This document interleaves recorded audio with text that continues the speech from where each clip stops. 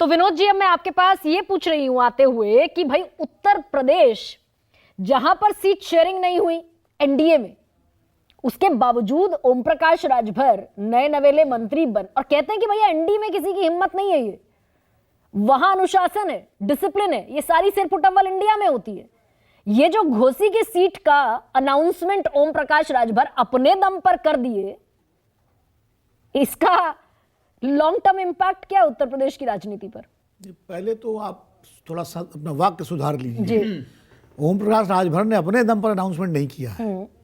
ओम प्रकाश राजभर के सर पर भारतीय जनता पार्टी के केंद्रीय नेतृत्व के मजबूत सशक्त कद्दावर नेता का हाथ है। अच्छा।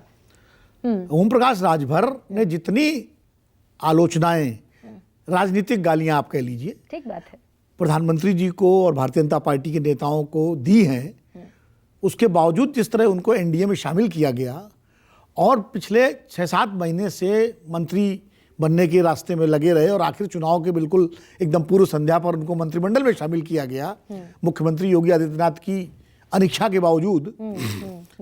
तो ऐसा नहीं कि ओम प्रकाश राजभर अपने दम पर, और उन्होंने घोसी सीट घोषणा कर दी, तो उनको विश्वास है, भरोसा है कि उन्होंने जो घोषणा की है उस पर मोहर केंद्रीय नेतृत्व भारतीय जनता पार्टी मतलब ये अनुशासनहीनता नहीं हुई ना? नहीं, इसको अनुशासनहीनता नहीं माना जाएगा एनडीए। अनुशासनहीनता काहे की? उनको एक सीट तो मिलनी है। वो तो 2 मांग रहे हैं, मांग तो वो बिहार में भी रहे हैं, लेकिन वो खैर वो तो दबाव बनाने के लिए है, लेकिन उनको 2 तो मांग रहे हैं, लेकिन एक तो उनको मिलनी ही है। तो उन्होंने इच्छा जता दी कि हमको ये सीट दे दीजिए घोसी की। तो भारतीय जनता पार्टी को मुझे लगता है जब एक सीट देनी होगी तो कुछ उनकी अंडरस्टैंडिंग हो चुकी होगी नेताओं के साथ, केंद्रीय नेतृत्व के साथ, कि आपको कौन सी सीट देनी है या कौन सी आपको चाहिए। तो इतनी तो बातचीत, जब ये नेता आपस में मिलते हैं तो क्या खाली चाय थोड़ी पीते हैं, उसमें तमाम सारी बातें होती हैं, बातों में तमाम किंतु परंतु अपितु तथापि ये सब लगते हैं, और उसके बाद जो है कुछ सहमति बनती है। और तो इसलिए ओम प्रकाश राजभर की अकेले हैसियत नहीं है कि वो इस तरह की घोषणा कर दें। तो उत्तर प्रदेश में बीजेपी, ये कहा जा रहा है 74 पर बीजेपी लड़ेगी और 6 अपने अलाइज को देगी, उसमें अपना दल भी है, उसमें ओम प्रकाश राजभर भी हो गए, उसमें जयंत चौधरी भी हो गए। जयंत चौधरी ने भी घोषित कर दिए अपने उम्मीदवार बागपत से और बिजनौर से, यानी 2 सीटें उनकी हो गई। अनुप्रिया पटेल खुद लड़ेंगी और उनको 1 सीट और मिलेगी जो उनकी है। तो 4 और अब बचते हैं संजय निषाद और ओम प्रकाश राजभर। संजय निषाद के बारे में कहा जा रहा है शायद वो अपने बेटे को चुनाव लड़ाना चाहते हैं, तो वो शायद भारतीय जनता पार्टी के टिकट पे भी लड़ सकते हैं अगर उनको सीट अलग से न दी जाए तो, अगर राजभर जी को 2 सीटें दी जाएं। तो कुल मिला के उत्तर प्रदेश में एनडीए के सीट बंटवारे में कोई संकट नहीं है। ठीक है, और हो भी नहीं सकता। लड़ाई में कितना संकट है 24 की उत्तर प्रदेश में? ना, उत्तर प्रदेश में मुझे लगता है अगर भारतीय जनता पार्टी गुजरात के बाद सबसे ज्यादा कहीं मजबूत है, सबसे ज्यादा, तो उत्तर प्रदेश है। इसलिए मुझे नहीं लगता कि उत्तर प्रदेश में कोई बड़ा संकट उसके सामने है, ना तो सीट बंटवारे में और ना लड़ाई में अभी आज की स्थिति में। और कोई चमत्कार तो ऐसा लगता नहीं कि कोई ऐसा हो जाएगा, हो जाए तो चमत्कार राजनीति में हो जाए तो अलग बात है, लेकिन अभी जो स्थिति है उसमें वो है, क्योंकि वहाँ उत्तर प्रदेश एक ऐसा राज्य है जहाँ डबल इंजन, वास्तव में डबल इंजन है। नरेंद्र मोदी जी बनारस से लोकसभा में सांसद आते हैं और योगी आदित्यनाथ उत्तर प्रदेश के मुख्यमंत्री हैं। तो हिंदुत्व का जो डबल इंजन है, हिंदुत्व, विकसित भारत, मोदी जी की गारंटी, योगी जी का बुलडोजर, ये सारे जो भारतीय जनता पार्टी के जो उपलब्धि के पैमाने हैं वो उत्तर प्रदेश में सबसे ज्यादा है। तो ये मान लिया जाए कि हिंदी हार्टलैंड को बीजेपी के लिए हिंदी हार्टलैंड में कोई चुनौती नहीं, और पहली लिस्ट में ये रिफ्लेक्ट भी हुआ। और ये भी मान लिया जाए कि कांग्रेस को अगर सबसे ज्यादा चुनौती है तो वो हिंदी हार्टलैंड में है, इसलिए पहली 39 की जो लिस्ट जारी हुई उसमें इधर की छत्तीसगढ़ की मात्र सीटें, बाकी सारा फोकस दक्षिण पर है। तो कांग्रेस अपना एज दक्षिण में मानकर चल रही है। नहीं, निश्चित रूप से जो उत्तर भारत में जहां जहां भारतीय जनता पार्टी और कांग्रेस का सीधा मुकाबला है, मध्य प्रदेश, राजस्थान, हिमाचल, हरियाणा, इन जिन राज्यों में, उत्तर प्रदेश में तो समाजवादी पार्टी है वहाँ मुख्य बड़ी पार्टी, वहाँ कांग्रेस अब भगदड़ मची हुई है कांग्रेस में। अब मध्य प्रदेश के कई नेता चले गए, राजस्थान के भी कई नेताओं की लंबी सूची आ गई जो जा रहे हैं।